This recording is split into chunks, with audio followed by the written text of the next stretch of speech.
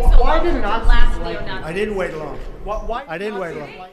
I didn't wait long. I wanted to make sure, unlike most politicians, that what I said was correct, not make a quick statement. The statement I made on Saturday, the first statement, was a fine statement. But you don't make statements that direct unless you know the fact.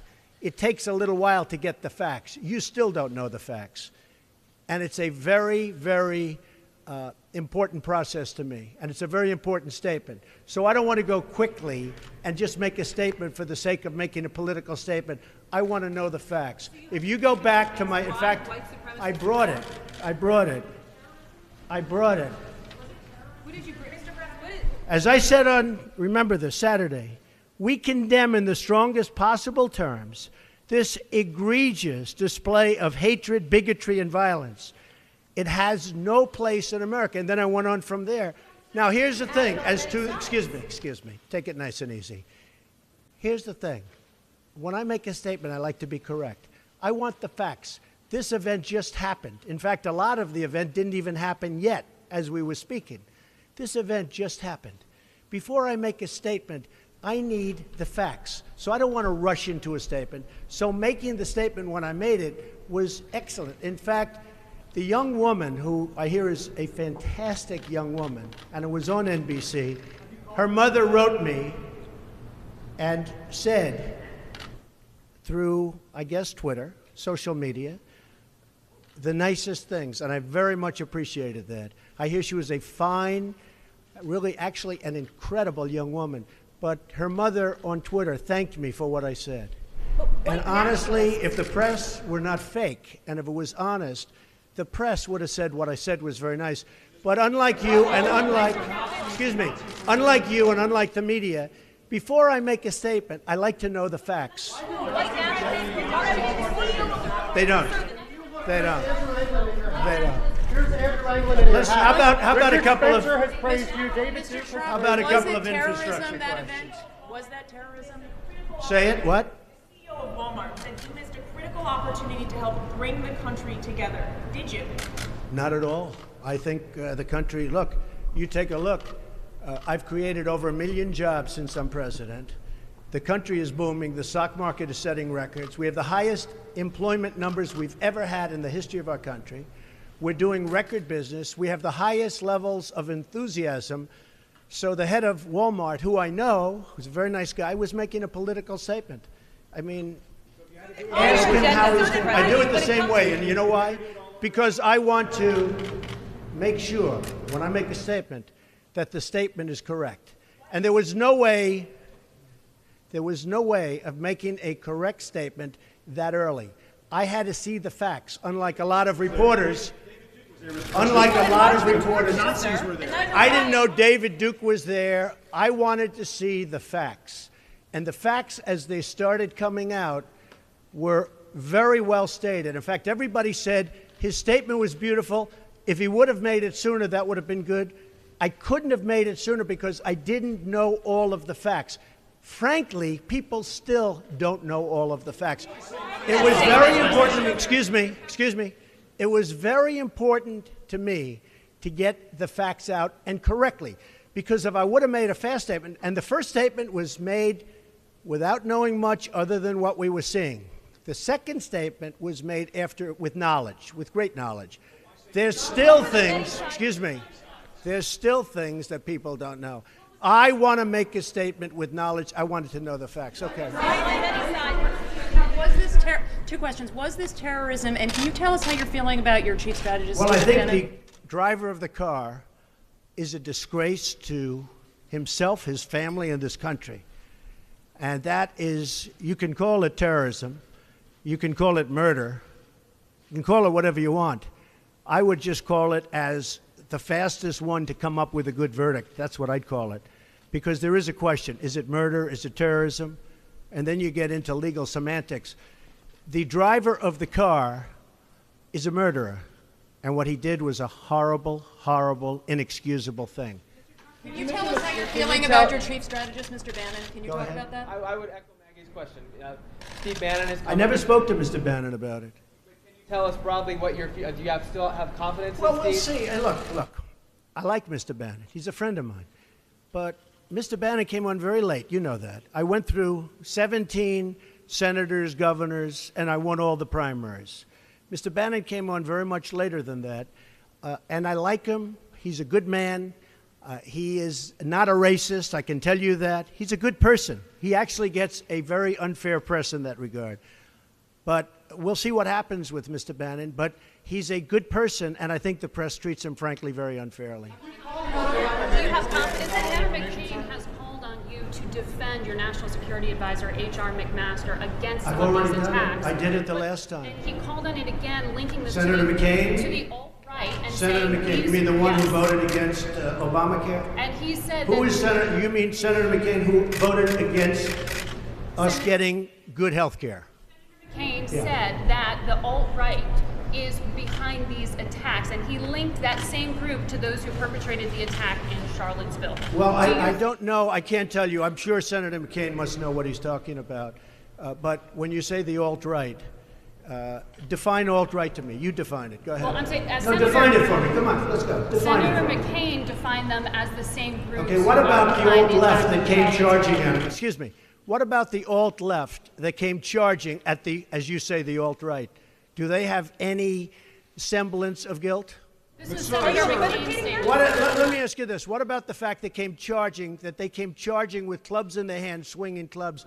Do they have any problem? I think they do. So, you know, as far as I'm concerned, that was a horrible, horrible day.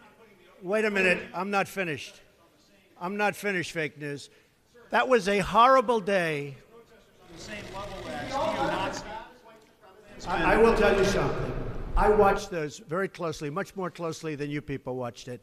And you have, you had a group on one side that was bad, and you had a group on the other side that was also very violent.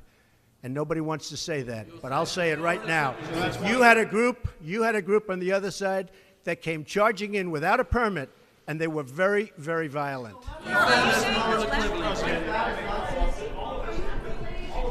Go ahead. Do you think that what you call the alt-left is the same as neo-Nazis? Those people, all of those people, excuse me, I've condemned neo-Nazis. I've condemned many different groups, but not all of those people were neo-Nazis, believe me. Not all of those people were white supremacists by any stretch. Those people were also there because they wanted to protest the taking down of a statue, Robert E. Lee. So, excuse me, and you take a look at some of the groups and you see, and you know it if you were honest reporters, which in many cases you're not, but many of those people were there to protest the taking down of the statue of Robert E. Lee. So, this week it's Robert E. Lee. I noticed that Stonewall Jackson's coming down. I wonder, is it George Washington next week, and is it Thomas Jefferson the week after? You know, you really do have to ask yourself, where does it stop? But they were there to protest, excuse me, you take a look the night before, they were there to protest the taking down of the statue of Robert E. Lee. Infrastructure question, go ahead. Should statues of Robert E. Lee stay up? I would say that's up to a local town, community, or the federal government, depending on where it is located. Are you against the Confederacy? About race relations in America, and do you think things have gotten worse or better since you took office? I think they've gotten better or the same. Look, they've been frayed for a long time, and you can ask President Obama about that because he'd make speeches about it. But I believe that the fact that I've brought in, it will be soon, millions of jobs. You see where companies are moving back into our country. I think that's going to have a tremendous positive impact on race relations. We have companies coming back into our country. We have 2 car companies that just announced. We have Foxconn in Wisconsin just announced. We have many companies, I say, pouring back into the country. I think that's going to have a huge positive impact on race relations. You know why? It's jobs. What people want now, they want jobs. They want great jobs with good pay. And when they have that, you watch how race relations will be. And I'll tell you, we're spending a lot of money on the inner cities. We're fixing the inner cities. We're doing far more than anybody's done with respect to the inner cities. It's a priority for me, and it's very important. Mr. President, are you putting what you're calling the alt-left and white supremacists on the same moral plane?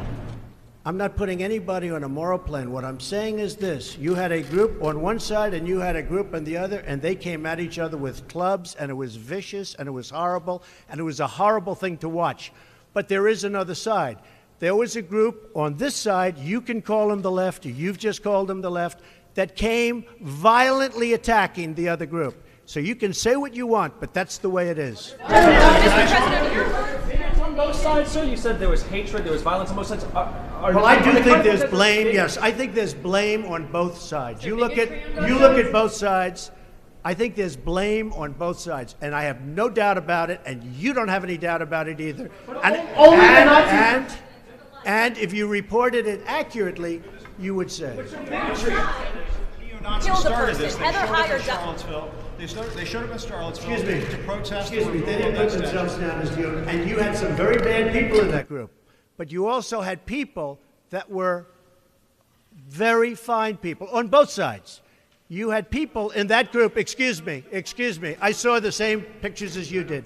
You had people in that group that were there to protest the taking down of, to them, a very, very important statue and the renaming of a park from Robert E. Lee to another name. Like nationalists then? Well, no, George Washington was a slave owner. Was George Washington a slave owner? So will George Washington now lose his status? Are we going to take down, excuse me, are we going to take down statues to George Washington? How about Thomas Jefferson? What do you think of Thomas Jefferson? You like him? Okay, good. Are we going to take down the statue? Because he was a major slave owner. Now, we're going to take down his statue. So you know what? It's fine. You're changing history, you're changing culture, and you had people, and I'm not talking about the neo-Nazis and the white nationalists, because they should be condemned totally.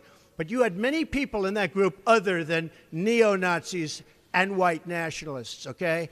And the press has treated them absolutely unfairly. Now, in the other group also, you had some fine people, but you also had troublemakers, and you see them come with the black outfits and with the helmets and with the baseball bats. You had a lot of bad people in the other group too. The press is treated unfairly, sir. I'm sorry, I just didn't understand what you were saying. You were saying the press has treated white nationalists unfairly? No. I just didn't understand what you were saying. No. There were people in that rally, and I looked the night before. If you look, there were people protesting very quietly the taking down of the statue of Robert E. Lee. I'm sure in that group there were some bad ones. The following day it looked like they had some rough, bad people, neo-Nazis, white nationalists, whatever you want to call them. But you had a lot of people in that group that were there to innocently protest and very legally protest because, you know, I don't know if you know, they had a permit. The other group didn't have a permit. So I only tell you this, there are two sides to a story. I thought what took place was a horrible moment for our country, a horrible moment. But there are two sides to the country. Does anybody have a final? Does anybody have? You have an infrastructure. What makes you think you can get an infrastructure bill? You didn't get health care. Well, you know, I'll tell you. We came very close with health care. Unfortunately, John McCain decided to vote against it at the last minute. You'll have to ask John McCain why he did that. But we came very close to health care. We will end up getting health care. But we'll get the infrastructure, and actually infrastructure is something that I think we'll have bipartisan support on. I actually think Democrats will go along with the infrastructure. President, have you spoken to the family? Have you spoken to the family of the victim of the car attack? No, I'll be reaching out. When will you be reaching out? I thought that the statement put out, the mother's statement, I thought was a beautiful statement. I always tell you, it was something that I really appreciated. I thought it was terrific, and really under the kind of stress that she's under and the heartache that she's under, I thought putting out that statement to me was really something I won't forget. Thank you all very much. Thank you. Thank you.